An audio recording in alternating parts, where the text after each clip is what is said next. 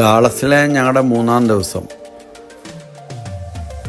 ഞങ്ങൾ ഇന്നലെ ബോട്ടാണിക്കൽ ഗാർഡനിലൊക്കെ പോയി. അതിനുശേഷം ഇന്ന് ഞങ്ങൾ സൺഡേ ആണ്, ചർച്ചിലേക്കൊക്കെ പോകണം. ചർച്ച് കഴിഞ്ഞിട്ട് അവരുടെ ഒരു കസിൻ്റെ വീട്ടിൽ ലഞ്ചിന് വിളിച്ചിട്ടുണ്ട്. അവിടെയും പോയിട്ട് വേണം ഞങ്ങൾക്ക് തിരികെ ഹോസ്റ്റലിലേക്ക് പോകാനായിട്ട്. നമ്മുടെ ചിക്കൻ കറി തേങ്ങാക്കൊത്തൊക്കെ ഇട്ടുള്ള ചിക്കൻ കറിയാണല്ലോ. അടിപൊളി. അതെ, ഇഷ്ടംപോലെ കറിയുണ്ട്. ഞങ്ങൾ കഴിക്കാൻ പോണത് 2 അച്ചാറുണ്ട്. ബീൻസ് ആണെന്ന് തോന്നിയത് അല്ലേ? ബീൻസ്. ഇതെന്തോ അത്? മത്തിത്തോരനോ? ഓ, ഇതിപ്പം മറ്റേ മീൻ കറി ഏതാ? അതാ ഏതിൻ്റെയാ? മോര്. ഇതിനെല്ലാമായിട്ട് നല്ല അസൽ കേക്കും.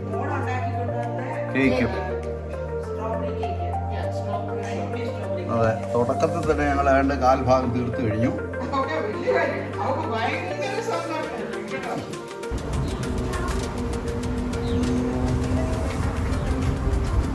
നല്ല റെഡ് കളറിൽ നല്ല മണി പോലെ കിടക്കുന്ന കായുള്ളൊരു ചെടിയാണ്.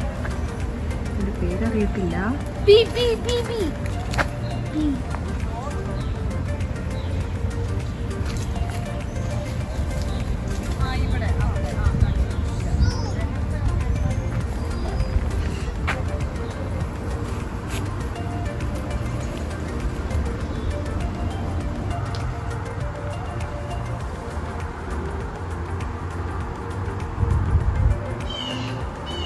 റെഡ് കാറിലാണ് വന്നത്.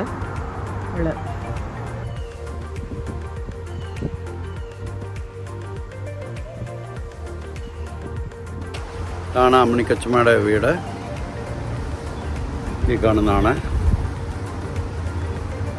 ഞങ്ങൾ ഇന്ന് ഡാളസിലെ ഏത് സ്ഥലമായിരുന്നു നമ്മൾ പോയത്?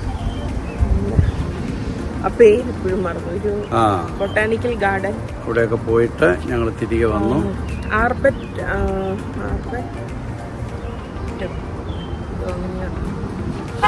ഈ കമ്മ്യൂണിറ്റിയുടെ ഇവിടെ നിൽക്കുകയാണ് ഞങ്ങൾ പോയ വണ്ടി.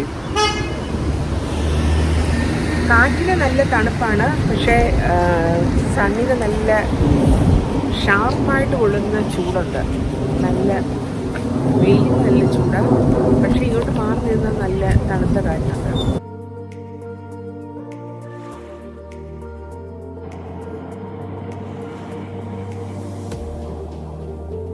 ലോകത്തിലുള്ള ഹൈവേകളുടെ കാര്യം എടുത്തു കഴിഞ്ഞാൽ അമേരിക്കയിലെ ഹൈവേസ് വളരെ പ്രത്യേകതയുള്ളതാണ്. 1956 ഫെഡറൽ എയ്ഡ് ഹൈവേ ആക്ട് പ്രകാരം പ്രസിഡന്റ് ഐസൻഹോവർ ആരംഭിച്ച നിയമനിർമ്മാണ പ്രകാരം 40,000 മൈൽ അതിവേഗ ഹൈ സ്പീഡ് ട്രാക്ക് ഉണ്ടാക്കാനായിട്ട് തീരുമാനിച്ച ഇൻ്റർസ്റ്റേറ്റ് ഹൈവേ സിസ്റ്റം അന്ന് അതിനുവേണ്ടി ഒരു ഫണ്ട് രൂപീകരിച്ച് സ്റ്റാർട്ട് ചെയ്തു. 1990 പണികളൊക്കെ തീർന്നു വന്നത്. ഇടയ്ക്കിടെ സാമ്പത്തിക സ്ഥിതിക്കൊക്കെ വളരെ വ്യത്യാസം ഈ ഹൈവേസ് വരുത്തുവാനിടയായിട്ടുണ്ട്. 1950 ശേഷമാണ് ഈ ഹൈവേസ് വരികയും അങ്ങനെ ഹൈവേസ് വന്നതോടുകൂടി അവിടുത്തെ റെയിൽ അതേപോലെ ബസ് സർവീസുകൾക്ക് അത്ര പ്രാധാന്യമില്ലാതായിട്ട് ആൾക്കാർ കൂടുതൽ കാറ്, റോഡ് വഴിയുള്ള വാഹനങ്ങൾ, യാത്രാ സൗകര്യങ്ങൾ ഉപയോഗിക്കുവാനിടയായി. അതോടുകൂടി അവിടുത്തെ സാമ്പത്തിക സ്ഥിതി, മാളുകളെ, ഷോപ്പുകളെ, ബിസിനസ്സുകളെ ഒക്കെ പുരോഗമിക്കുവാനിടയായിട്ടുണ്ട്.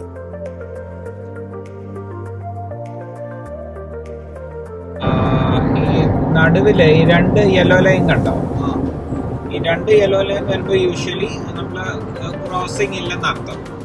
ഓവർടേക്കിംഗ് ഇല്ല. നമ്മളിപ്പോൾ ഡാളസിനകത്തൂടെ പോയിക്കൊണ്ടിരിക്കുക. ഡാളസിൽ ഇതേതാ സ്ഥലം? ഏത് സ്ഥലം മോളെ? ഡാളസില് അറിയത്തില്ലാത്തൊരു സ്ഥലത്തൂടെ പോയിക്കൊണ്ടിരിക്കുകയാണ്. അവരുടെ സ്ഥലം ഏതാ? ഓക്കെ, ഞങ്ങൾ ചർച്ചിൽ നിന്ന് ഇറങ്ങിയിട്ട് ലൂയിസ്വില്ലെ ലക്ഷ്യമാക്കി പോയിക്കൊണ്ടിരിക്കുക. നീക്കമോളുടെ മമ്മിയുടെ സിസ്റ്ററിന്റെ വീട്ടിലോട്ട് പോയിക്കൊണ്ടിരിക്കുകയാണ്. പിന്നെ ഇവിടെ കുറേ കൂനകൾ പോലെ വീട്, കാരണം അതങ്ങ് താന്ന ലെവലിലാണ്. റോഡിങ്ങനെ താഴോട്ട് കിടക്കും. അപ്പം വീടുകളൊക്കെ റൂഫാണ് കാണുന്നത്.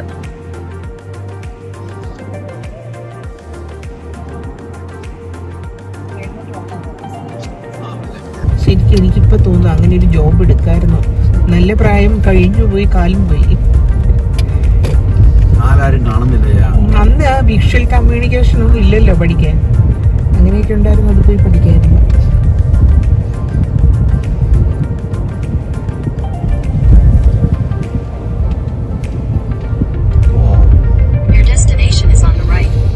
റൈറ്റ് സൈഡിൽ നമ്മുടെ ഡെസ്റ്റിനേഷൻ. അറ്റ്ലസ് ആ ഇവരുടെ വണ്ടി.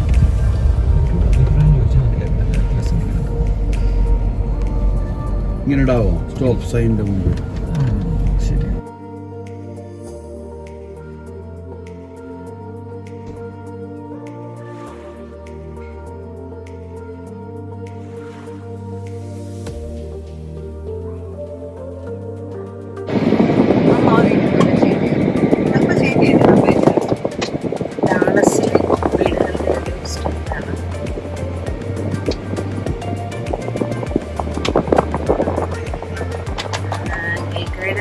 ചാച്ചിന്റെ വീട്ടിൽ ഞങ്ങള് തിരിച്ച് Turn left onto Florence Drive, then turn right onto Winnebago Parkway.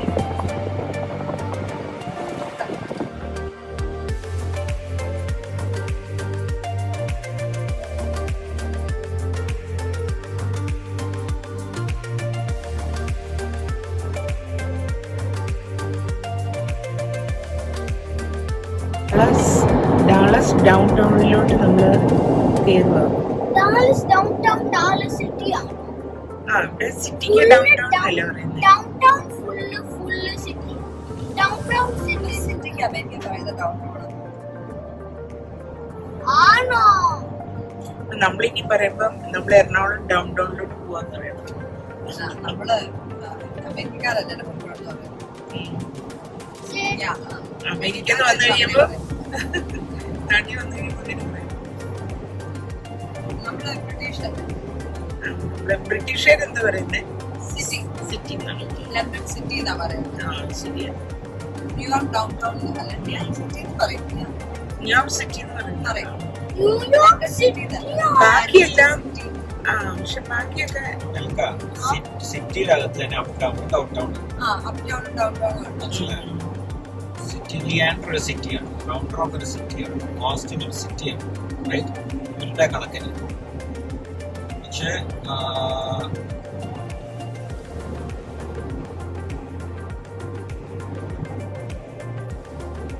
Downtown ഒരു business area. That's what I thought.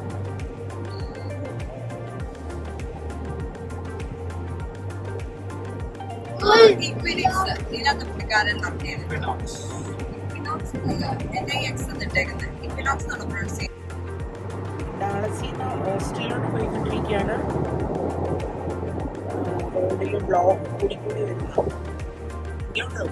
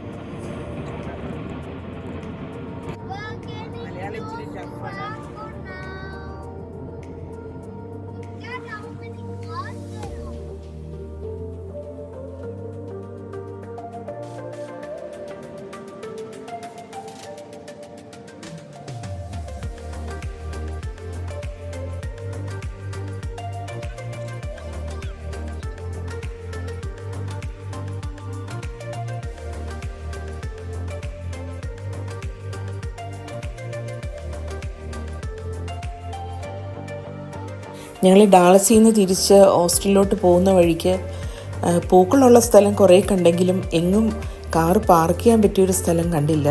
അപ്പോൾ ഞങ്ങൾക്ക് അവിടെ നിർത്തിയൊരു ഫോട്ടോയൊക്കെ എടുക്കണമെന്നുണ്ടായിരുന്നു. അങ്ങനെ നോക്കി വന്നപ്പം കറക്റ്റ് ഒരു സ്ഥലം കിട്ടി. അവിടെ നിർത്തി. അവിടെ കുറേ പൂക്കളൊക്കെ നിൽക്കുന്ന കണ്ടു. പല കളറിലുള്ള പൂക്കൾ അവിടെ ഉണ്ടായിരുന്നു. നല്ല രസമായിരുന്നു കേട്ടോ കാണാൻ. ഫോട്ടോ എടുത്തിട്ട് നല്ല ഭംഗിയായിരുന്നു.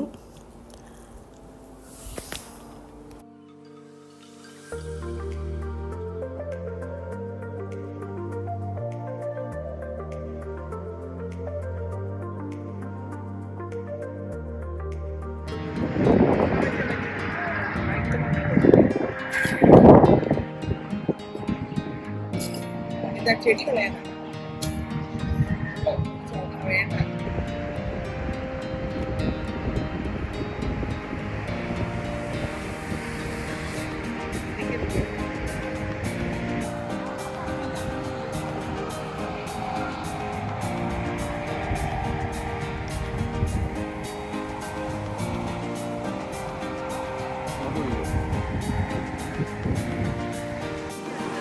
ആ ഫീൽഡ് കണ്ടോ? ആ ബ്യൂട്ടിഫുൾ ആ ഫീൽഡ്.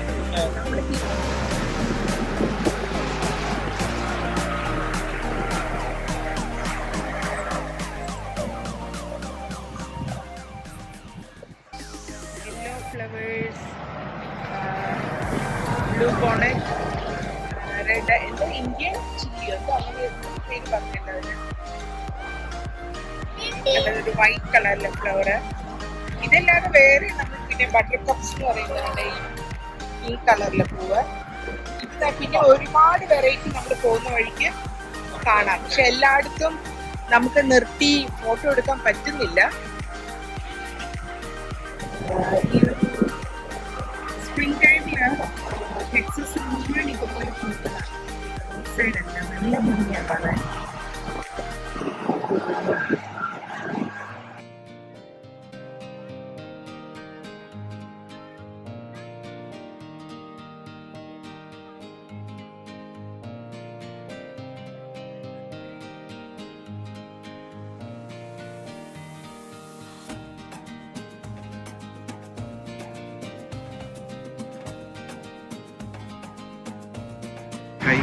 ഇത് ടെക്സസിൻ്റെ നാഷണൽ ഫ്ലവർ. ഇതുപോലെയാണ് നമ്മൾ റോഡ് സൈഡ് മുഴുവൻ കാണാം. നിറച്ചിങ്ങനെ ചിലയിടത്തൊക്കെ ഭയങ്കര ഹെവിയായിട്ട് തിക്കായിട്ട് കാണാം. ചിലയിടത്ത് നല്ല തിക്കായിട്ട് കാണാം. ഇത് മാത്രമല്ല ഇതിൻ്റെ കൂടെ ഇതാണ് മെയിനായിട്ട് അവരുടെ നാഷണൽ ഫ്ലവർ. പക്ഷേ റോഡ് സൈഡ് മുഴുവൻ ഒത്തിരി കളറിലെ പലതരത്തിലുള്ള ചെടികൾ ഇതുപോലെ റോഡ് സൈഡ് മുഴുവൻ അത് നാച്ചുറലായിട്ട് കിളിർത്ത് വരുന്നതാണ് ഈ സ്പ്രിംഗ് സീസൺ. ടെക്സാസിൻ്റെ ഏറ്റവും പ്രത്യേകത എന്ന് പറയുന്നത് ഇതാണ്. കാര്യം ഇവിടെ വേറെ പ്രത്യേകിച്ച് ഡാളസ് ഏരിയയിൽ വേറൊന്നും കാണാനില്ല. പിന്നെ ഓസ്റ്റിൻ സൈഡിൽ ചെന്ന് കഴിഞ്ഞാൽ നമുക്ക് കുറച്ചുകൂടെ കുന്നുകളും മലകളുമായിട്ടുള്ള വേറൊരു പ്രകൃതി ഭംഗിയൊക്കെ കാണാൻ പറ്റും. ഇവിടെ കാണുന്നതെന്ന് പറയുന്നത് പ്രധാനമായിട്ട് റോഡ് സൈഡിൽ കാണുന്നത് പിന്നെ പ്ലെയിൻ ലാൻഡാണ്. പ്ലെയിൻ ലാൻഡ് എന്ന് പറഞ്ഞാൽ നമ്മൾ തമിഴ്നാട്ടിലൊക്കെ ചെല്ലുന്ന പോലെയുള്ള സ്ഥലങ്ങളാണ്. കുന്നും മലകളുള്ളത് ഓസ്റ്റിൻ സൈഡാണ്. ഇവിടെ വളരെ ചുരുക്കം ഓൾമോസ്റ്റ് കിലോമീറ്റർ കണക്കിന് നമുക്ക് ദൂരത്തേക്ക് നമുക്കിത് കാണാൻ പറ്റും. പിന്നെ കൃഷിയുണ്ട്, ഒത്തിരി സ്ഥലങ്ങളിലെ കൃഷി നടക്കും. പിന്നെ ഒത്തിരി ഭാഗം ഇങ്ങനെ കയറി ഇറങ്ങിയുള്ള ലാൻഡ്സ്കേപ്പാണ്. ഓസ്റ്റിൻ വരുമ്പോൾ അത് ഒത്തിരി കൂടുതലാണ്. ഞങ്ങൾ ഡാളസിൽ നിന്ന് ഓസ്ട്രേലിയയിൽ പോകുന്ന വഴിക്ക് ഇങ്ങനെ കണ്ടപ്പോൾ നിർത്തി ഇറങ്ങി എടുക്കുന്നതാണ്.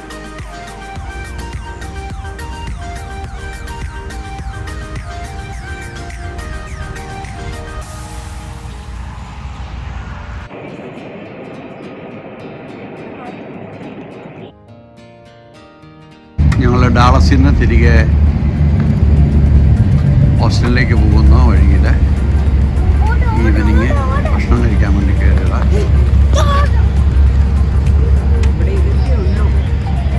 ഇവിടെ മുഴുവൻ ബർഗേഴ്സും ചോറും മസാല ദോശയൊന്നും കിട്ടില്ലല്ലോ. ഡ്രൈവ് ത്രൂവിലാണ് വന്നത്. ഒന്നെങ്കിൽ ഞങ്ങൾ ഡ്രൈവ് ത്രൂവിലല്ല ചെയ്തത്. ഞങ്ങൾ ഇതിലാണ് മാക് അകത്ത് കയറി കഴിച്ചു. ദെൻ ഇവിടുന്ന് യാത്ര തുടരുകയാണ്.